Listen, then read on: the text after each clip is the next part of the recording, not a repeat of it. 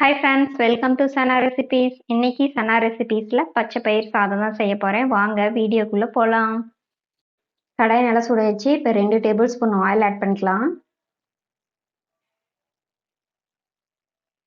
ஸ்டவ்வை லோ ஃப்ளேமில் வச்சுக்கலாம். 1/2 டேபிள் ஸ்பூன் கடுகு நல்லா பொரிய ஆரம்பிச்சிருச்சு. இப்போ 1/2 டேபிள் ஸ்பூன் சீரகம் ஆட் பண்ணிக்கலாம். 1 டேபிள் ஸ்பூன் இஞ்சி பூண்டு பேஸ்ட் நல்லா வதக்கிக்கலாம். ஸ்டவ்வை லோ ஃப்ளேமில் வச்சுட்டு நல்லா வதக்கிக்கலாம், இல்லைன்னா இது எல்லாமே கருக ஆரம்பிச்சிடும். இஞ்சி பூண்டு பேஸ்ட்டோட பச்சை வாசம் போகிற வரைக்கும் நல்லா வதக்கிக்கலாம்.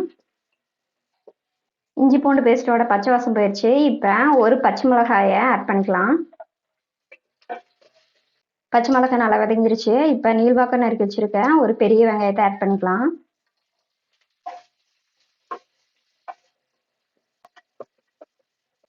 வெங்காயம் வதக்கும் போது கூட நான் லோ ஃப்ளேமில் தான் வச்சுருக்கேன்.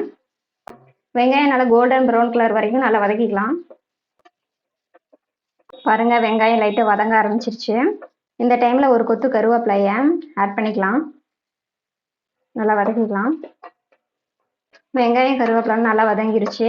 இந்த டைமில் வேக வச்சு எடுத்து வச்சுருக்கேன் 1 கப் பச்சை பயிர் ஆட் பண்ணிக்கலாம்.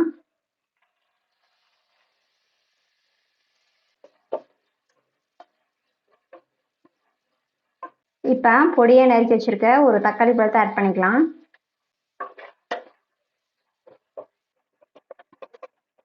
இப்போ 1 டீஸ்பூன் மஞ்சள்தூள், 1/2 டேபிள் ஸ்பூன் மல்லித்தூள், 1/2 டேபிள் ஸ்பூன் மிளகாய் தூள் ஆட் பண்ணிக்கலாம். இப்போ இதை நல்லா வதக்கிக்கலாம். இப்போ பச்சை பயிருக்கு தேவையான சால்ட் கொஞ்சமாக ஆட் பண்ணிக்கலாம். கொஞ்சம் தண்ணி ஆட் பண்ணிக்கலாம்.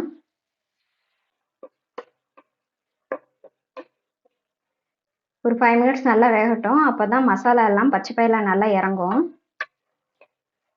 பச்சை பயிறு மசாலா எல்லாத்தையுமே நல்லா அப்சர்வ் பண்ணிடுச்சு. வேக வச்சு எடுத்து வச்சிருக்க 1 கப் சாப்பாட்டு சாதத்தை ஆட் பண்ணிக்கலாம். சாதத்தை நல்லா மிக்ஸ் பண்ணிக்கலாம். ஸ்டவ்வை லோ ஃப்ளேமில் வச்சுட்டு சாப்பாட்டை நல்லா மிக்ஸ் பண்ணிக்கலாம். சாதத்தை நல்லா மிக்ஸ் பண்ணிக்கலாம். பச்சை பயிர் சாதம் நல்லா ரெடி ஆயிடுச்சு. இந்த டைமில் சாதத்துக்கு தேவையான சால்ட் ஆட் பண்ணிக்கலாம்.